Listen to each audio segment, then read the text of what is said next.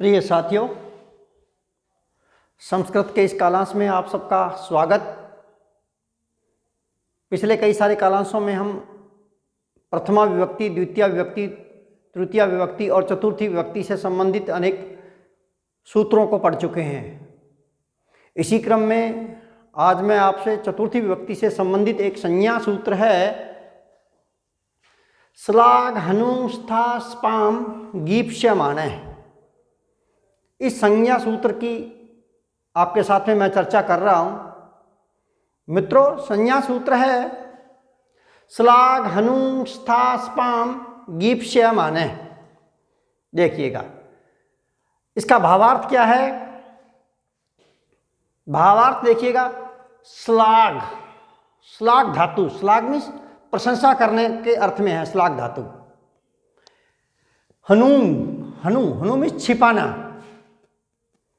फिर इसके बाद में है स्था, स्था मीन्स ठहरना, स्था धातु ठहरना अर्थ में है।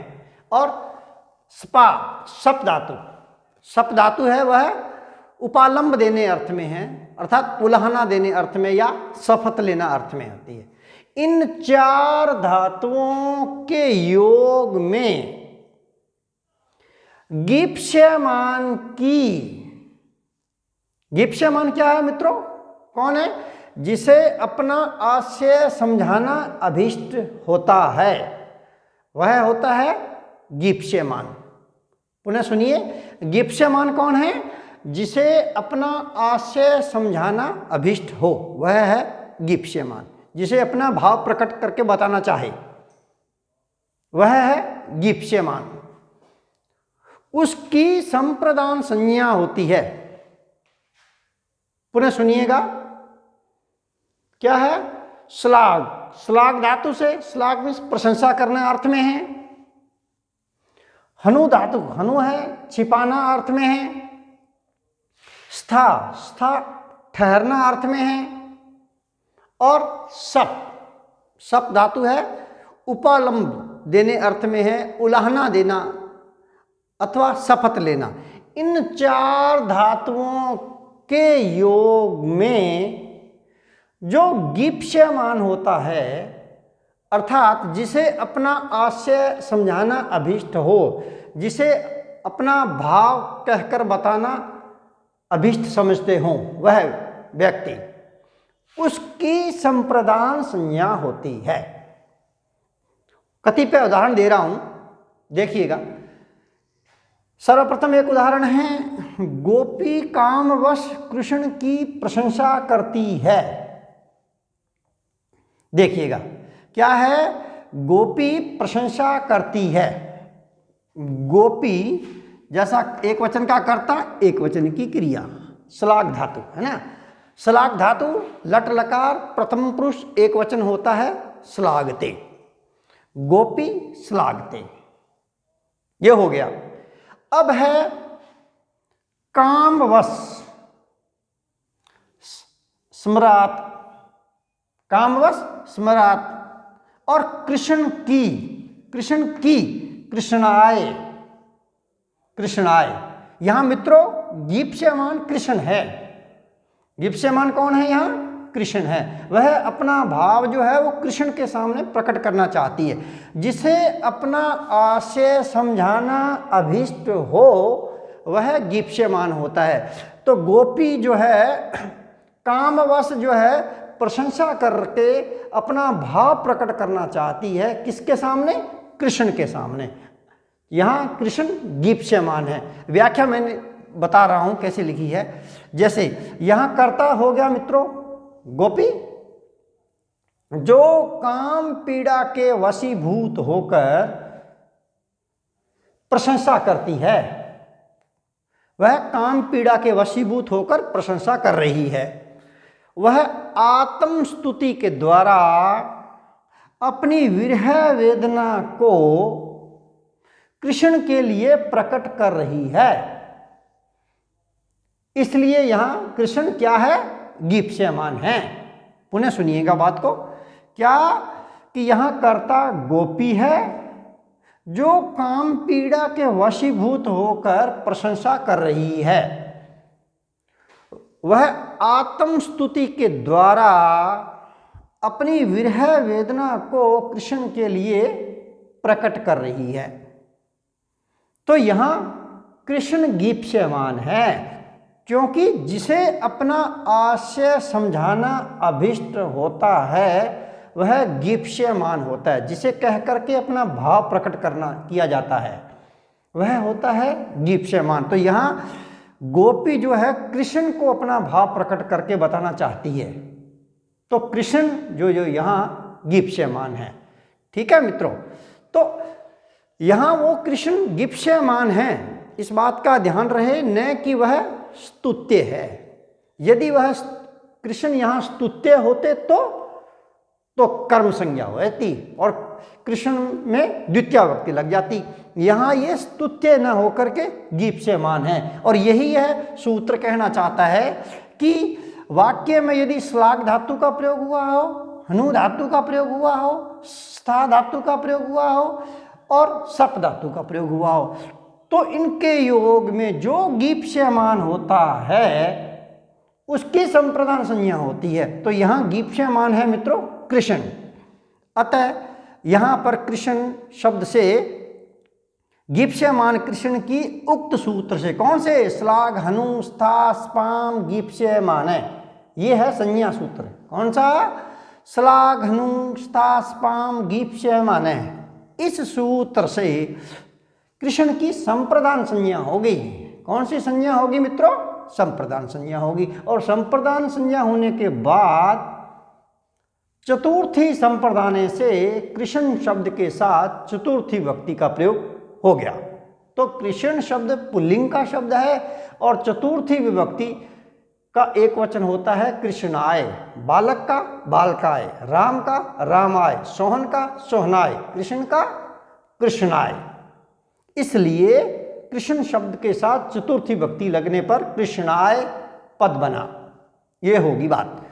वाक्य में एक पद आया है स्मरात है। क्या आया है मित्रों, स्मरात। अब इस स्मरात पद की चर्चा कर रहा हूं, देखिएगा। ये जो स्मर शब्द है, ये जो स्मर शब्द है वह स्मरजन्य पीड़ा के अर्थ में यहां प्रयुक्त हुआ है। किस अर्थ में प्रयुक्त हुआ है मित्रों, यह जो स्मर शब्द है वह स्मरजन्य पीड़ा के अर्थ में यहां प्रयुक्त हुआ है। अतः हेतु अर्थ में इस स्मर शब्द से पंचमी विभक्ति होकर स्मर का पंचमी विभक्ति का एक वचन हो गया स्मरात। क्या हो गया, स्मरात। और वाक्य बन गया मित्रों, गोपी स्मरात कृष्णाय श्लाघते। और हिंदी अनुवाद क्या बना इसका कि गोपी कामवश कृष्ण की प्रशंसा करती है। देखिएगा एक और उदाहरण देखिएगा। दूसरा उदाहरण है गोपी स्मरात कृष्णाय हनुते। अब वाक्य में हनु धातु का प्रयोग करना है, तो हनु धातु से लट लकार प्रथम पुरुष एक वचन होता है हनुते।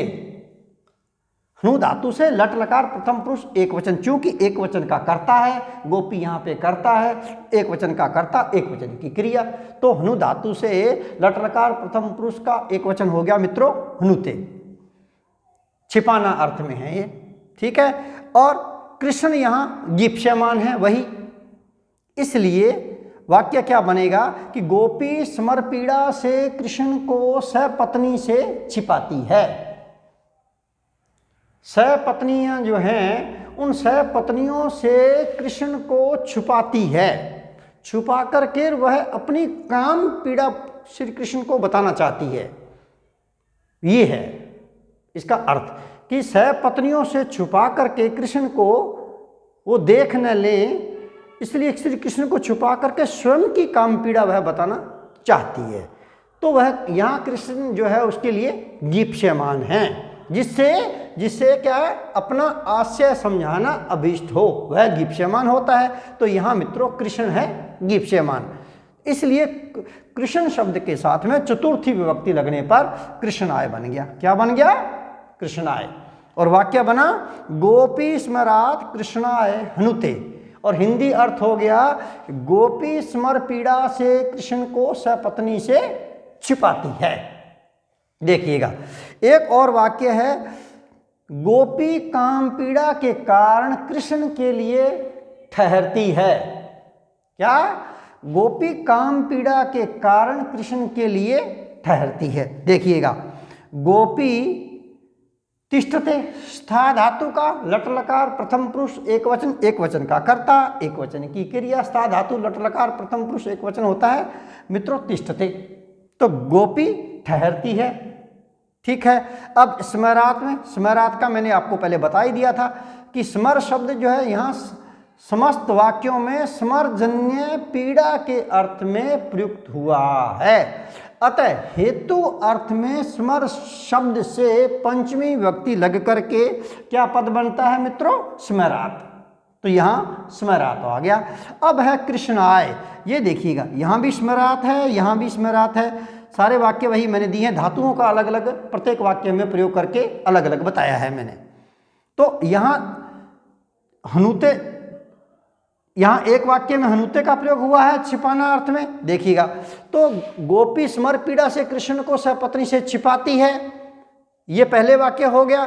अब इसके बाद में दूसरा वाक्य है कि गोपी काम पीड़ा के कारण कृष्ण के लिए ठहरती है। तो यहाँ तिष्ठते होगा, जैसा कर्ता वैसी क्रिया होगी। यहाँ इस स्मरात में पंचमी विभक्ति लगी हुई है। क्यों? क्योंकि स्मर शब्द यहाँ स्मरजन्य पीड़ा के अर्थ में प्रयुक्त हुआ है, अतः हेतु अर्थ में स्मर शब्द से पंचमी लग गई। अब ये देखिए ये कृष्णाय, ये यहाँ इसमें इस कृष्णाय पद में चतुर्थी विभक्ति का एक वचन है, क्योंकि यहाँ भी गीप्यमान श्री कृष्ण ही है। क्या? कि गोपी काम पीड़ा के कारण कृष्ण के लिए ठहरती है। और वो क्या कहती है? वो काम पीड़ा अपनी अभिव्यक्त करना चाहती है, कहती तो है कि मुझे जाना है, मुझे जाना है, मुझे जाने दीजिएगा, परंतु वास्तव में वह ठहर रही है। किसके लिए? काम पीड़ा के वशीभूत होकर के वह श्री कृष्ण के लिए वहाँ ठहरती है। तो ये अपना भाव प्रकट कर रही है, और जिसे अपना आशय समझाना अभिष्ट हो वह गीप्यमान होता है। तो मित्रों यहाँ कृष्ण जी हैं, वह है गीप्यमान। तो वाक्य बन गया गोपी स्मरात कृष्णाय तिष्ठते। ठीक है मित्रों, एक अंतिम वाक्य है, गोपी स्मर पीड़ा से कृष्ण को उपालंब देती है। वाक्य क्या है मित्रों? गोपी स्मर पीड़ा से श्री कृष्ण को उपालंब देती है, वह श्री कृष्ण को उलाहना देती है।